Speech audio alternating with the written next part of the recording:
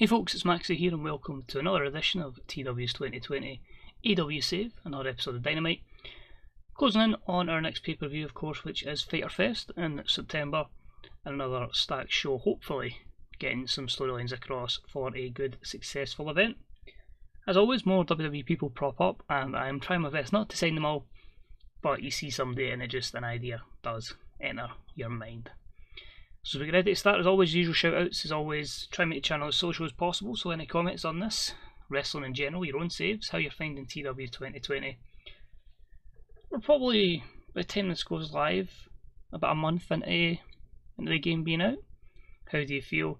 And of course as well, remind you can follow us on Twitch as well. Twitter Maxwell on there, but I'm going to be doing a lot of live streaming with a WWE save that will be pretty similar to what we had on the channel here last year. And of course, if you want to get some more mods, or you want some more information on the game, or to view some more content creators, whether it be verbal or written, all links in the description below for the best sources to find them.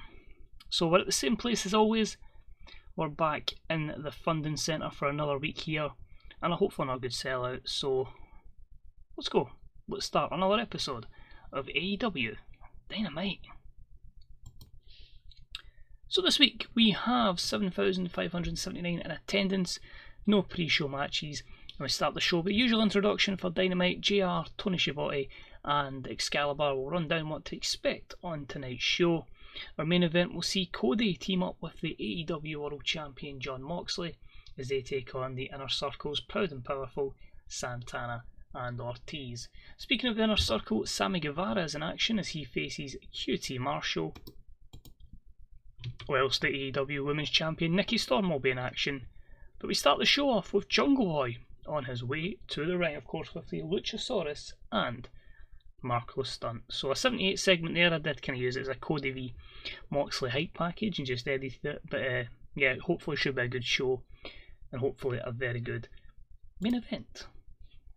So first off, we had a decent reaction from the crowd, but subpar wrestling, and Jungle Boy defeated Shawn Spears in 9:26 by pinfall. A 50 rating for this one. So already Shawn Spears has went from the main event to putting people over in the first match, but he has a really good hand to have, and Jungle Boy like Perry's going to be one of those guys that we need to propel to the top, and of course a guy like Shawn Spears will be pivotal in the development of such a talent. Next up, another match. It was Brody Lee defeated El Lindaman in 6:03 with a running big boot. A 70 rating for this one, a 73 for Brody Lee and a 39 for El Lindaman. Both guys had pretty good chemistry together, it lifted the match. I also decided to make this one my wild brawl, and obviously that's something that's going to benefit somebody like Brody Lee. But Lindaman, who's coming back on an open handshake contract for a much lesser wage, doing the job here, putting over Brody Lee. El Lindaman, the Strong Hearts, it's kind of just trying to find something for them to do, but enhancement at the moment. After the victory over El Lindaman, Brody Lee has a few words to say with Evil Uno, Stu Grayson, Alex Reynolds, John Silver and Priscilla Kelly in tow. He says, whilst I did come up short in my battle with Jon Moxley, I cannot lose sight of my vision, and that is to take over AEW and allow each and every member of the Dark Order to flourish. As you can see, we've gained a new member. Priscilla Kelly, a talent will no doubt make it to the top of the AEW's women's division under my guidance and leadership. One day she will top that division, Uno and Grayson will top the tag division, and as for you, Reynolds and Silver, it's time to start improving. I'm a patient man, but I strive for greatness, and all partners need to improve. And then he just shouts, wake up, you're effing mine, boys. So he's basically trying to get into their head and just get them to start winning, because the Dark Order needs everyone to succeed. So a 40 rating here, and the Join the Dark Order storyline has advanced. Brody Lee's performance was fantastic. Yeah, 6 members to the Dark Order. How many can I fit in? Remains to be seen. Next up, we had a bout that had good heat and decent wrestling, and it saw Nikki Storm defeat the Bunny in 8:40 with the Perfect Storm. Our 62 saw by far again our best women's performance so far. The crowd weren't too thrilled to see the Bunny, so we need to hope that some of her attributes can develop in a way that the crowd will have them accept her. But a 67 for Nikki, a 48 for the Bunny's good. if I read up on why they weren't thrilled to see her, I think it is certain attributes she needs to get, which I don't think we can particularly get in the ring. I'd need to double check it. It's not on the top of my head, it's not on my screen, so I'll look into that. But I'm aiming to see if we could somehow get about a 70-80 rated match with somebody that the crowd are not thrilled to see.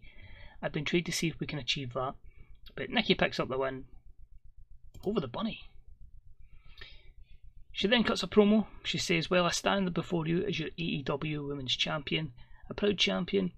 I want to give as many ladies as I can an opportunity to showcase themselves on AEW. This women's division has an incredible roster of talent, which I don't think gets the credit it deserves. But we won't look for sympathy. We'll look to work our asses off to show the elite of women's wrestling is here in AEW." So kind of horse shooting on the fact that, the many women are getting the crowd are not thrilled to see them. And a 61 rating there from Nikki. Next up, we had a decent matchup that saw Sammy Guevara defeat QT Marshall in 8:03 with the 6:30. A 67 matchup here. It gives Sammy a win. It boosted the crowd, which I put in here for as well. And the great chemistry is good to see. But Sammy needed a victory, and QT Marshall does the job. Next up, and about that had some decent reaction from the crowd in Terrible Wrestling, I had Nyla Rose defeat Riho again in 10:07 by pinfall. A 43 rated matchup here, again just making Nyla look as dominant as possible before she goes into that matchup with Toni Storm. So 37 for her and a 41 for Riho. Good that neither woman had the crowd against them, so that's at least some that the crowd are accepting of. Next up, we've got a promo from Scorpio Sky with Frankie Kazarian in the background. It says, "Lance Archer, in over 2 weeks at Fyter Fest, I will challenge you for the TNT Championship. And this match means a lot to me, not only to win the AEW TNT Championship, but I also have to avenge my fallen brother that you took out. This match is personal. Your attack on Christopher Daniels made it personal, and I don't know what Jake Roberts has done to your mind, but I have to rid that mind of all the evil that is now inside it." So the TNT Championship will be on the line at Fyter Fest. Scorpio Sky versus Lance Archer, and that was a 59 rating with the Who from the SCU storyline advancing. Next up, we got the crowd hot, which is good to see. About that had good wrestling and decent reaction from the audience. Darby Allin picks up the win on Jack Evans in 7:54 with a coffin drop. I thought these two would mesh quite well, and certainly been the case. Again, just making sure Darby's hot and really going forward with good momentum, and a 73 rating with a good performance from Jack Evans as well. Next up, an extremely short match saw MJF get the easy victory over Marco Stunt in 4:47 with a Swanton Bomb, just keeping up his winning streak, and a 60 rated matchup sees him get the win over the miniature fun size hero.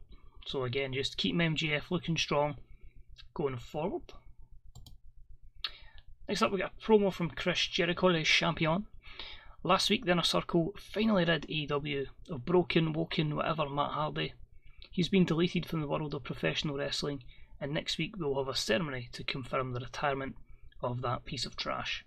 So next week, everybody get ready. It's truly the end of the Matt Hardy era. So an 82 rated segment, Jericho benefited going off script and from his catchphrase. Just to advise, this is taped before the Rey Mysterio retirement segment, so I don't know what's going down here, but I imagine possibly close to what's going to happen here. We'll see. But that gave me the idea for this particular segment. And about the had superb wrestling and great heat. Rey Fenix defeated Kenny Omega in 11:48 by using underhanded tactics. So a solid co-main event, get an 80 rating. Both guys with a good rating. Excalibur done poor work at announcing. Still the show matchup, it was always going to be the case, that's why it was only 11 minutes, but I just felt like that gets the crowd really ready for the main event, and hopefully very good show management. So Omega and Phoenix with some good action there, continuing their feud with the Death Triangle getting their upper hand on Omega and of course Hangman Page. Next up, guest commentary. The Bastard Pack is at the comms booth for this one. He says during the match that Moxley is, well, he's the champion, it's a joke. and that the champion should be an elite wrestler such as himself. He says that Jon Moxley is a loser and that the numbers game will get to him, and he also says that the Death Triangle should hold all 3 main belts in AEW, apart from obviously the one that Lance Archer's got, but he just basically says on commentary, Big Dog's cool, we don't want anything to do with him. So a 72 just for him being at commentary. And the main event, in a superb matchup, Cody and Jon Moxley defeated Proud and Powerful in 11:52 when Moxley defeated Santana with the Death Rider. Moxley carried the match in terms of in-ring performance, 91 for Moxley, 3 good performances from Cody, Santana and Ortiz. The storylines advance with this segment. Also had, obviously, because you can now add it, if I just quickly go to Road Agent Notes, packet ringside, so you can add that in, so then whilst it won't show up in the text, it does advance the storyline because they're obviously in cahoots with each other. So delighted with that, that's an 81, and hopefully that means one of our best ever shows, a very consistent show, again popping 17 regions, so definitely have gained in our home region and all the kind of places about. Obviously last week we only got it in 10, but you can see for there everything's kind of green, whether light or dark, but yeah, anything that was low is just people were trying to build up, so overall a very, very pleasing show with 2 weeks to go until we get to Fighter Fest. We'll obviously do our usual, have a wee look here and have a look at Dark. So Bad Luck Fale's going to stay with New Japan. There's one we missed out on again. I tweeted this a couple weeks ago. We tried for Paul Heyman, I tried for a big authority figure, but he stayed with WWE, so there's another one we've lost out on, which is a shame.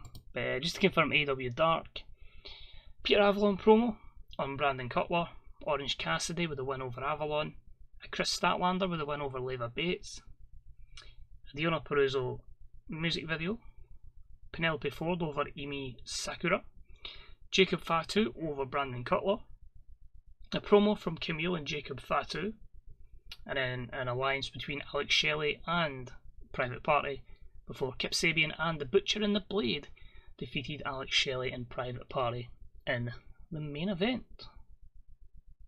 So that gives you an idea of a couple of acts that will be coming to effectively the main roster very soon. So nothing a lot to add here. There's someone else we're trying to get from WWE. He's Limitless, Keith Lee. Paul Heyman obviously signs with WWE still. I think we're still far ahead of ROH. But Cody likes Ortiz. Drug testing's at 5,000 and we move up to a 1.71 for our TV rating. So again, getting bigger and bigger. We offered them quite a good deal, 30,000 5 years. They've offered them 26, but they've offered them 20% per event. That's fine, let's add that. Let's add 30% an event. And let's give him a bonus of 10,000 as well, because he could be a big player, a limitless player for AEW, so we'll put that bid in there. But things are progressing well. As I say, we can start to make pop now, financial gain. We are obviously a wee bit in debt, but once we get ticket sales for the pay-per-view, plus pay-per-view revenue, we'll firmly be in a good position, yeah, going forward. And of course, everything's going to get higher in sponsorship as the company continues to grow. As you can see there, 71s, still a wee bit off the 77s, but it's going to be cool when we actually get there down the line. So that's it for this episode. It's another episode of Dynamite next time up, and I hope you guys will join me for it. So thanks for tuning in, stay safe, and hopefully I'll see you soon. Bye bye.